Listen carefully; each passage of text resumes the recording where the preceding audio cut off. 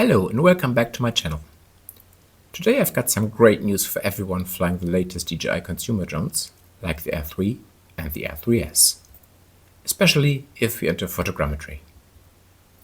Until now, using the DJI R3 for photogrammetry has felt, well, like a bit of a puzzle.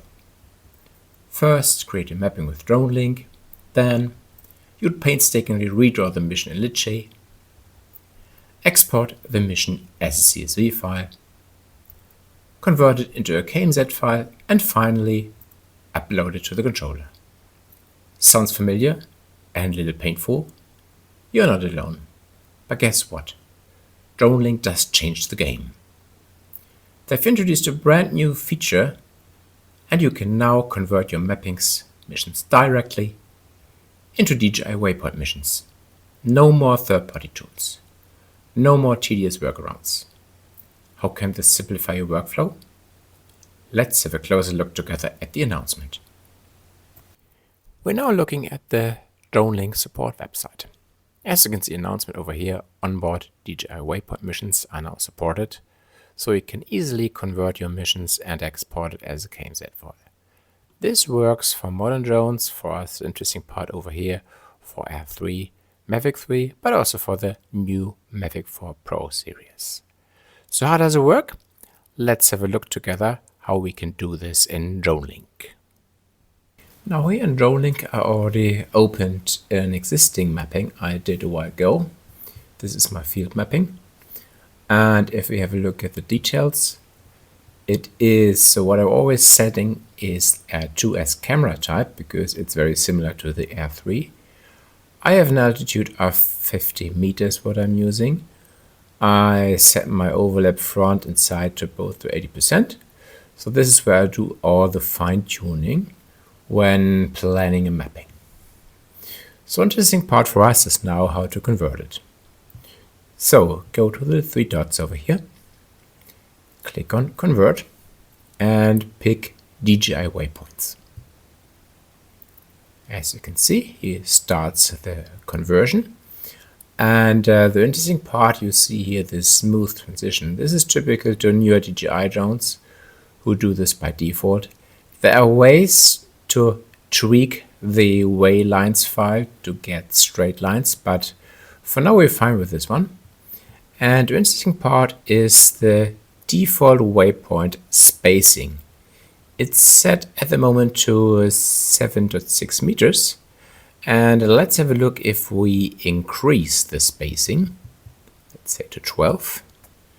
Press enter, wait a while. And now you can see you got much more curves in this line. So play around with it. Basically, the less you have the spacing, the more accurate you will have your mission afterwards. So we know at 6.6 you can see it's much better and not as much smooth turning as you had before. So play around with it. This is a way you can influence the way the final flight path will look afterwards. Now we just hit finish conversion. We change to a repository. In my case, I have a special YouTube repository I created here in Dronelink. And that's it. And now I have my field mapping as a DJI Waypoint mission. If you look at the details, there's much less I can set here. So it would change something like the front or side overlap, you do it before conversion. So everything's fine at the moment. This is my maximum speed, I'm fine with it as well. And only thing left to do is now to export it. So again, three dots over here, hit export. And pick a DJI KMZ file, because this is what we want to have. We pick the drone type, and here you have to pick DJI Fly, because this is the way the newer consumer drones will use it. And if we start the export, there's another interesting feature over here, the photo interval capture settings. As you can see, it says when the mission starts, manually start the interval capture of photos at a 2.8 seconds interval. This way or this value will change depending on the flight height you have. So the higher you are, the greater you can get this value because less photos needed.